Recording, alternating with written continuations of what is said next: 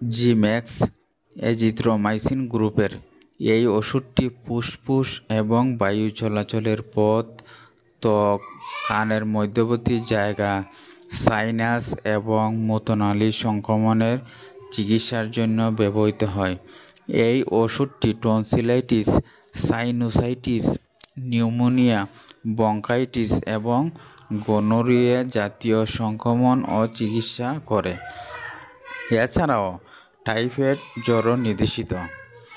এই অ্যান্টিবায়োটিক বা gram positive ও gram negative অণুজীবসমূহের বিরুদ্ধে কার্যকারী।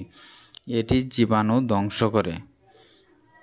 ওষুধের মাত্রা: প্রাপ্তবয়স্ক 500 গ্রাম দৈনিক একবার করে 3 দিন, অথবা প্রথম দিন 500 গ্রাম এবং পরবর্তী দ্বিতীয় দিন থেকে পঞ্চম দিন পর্যন্ত দৈনিক 250 গ্রাম করে 4 দিন।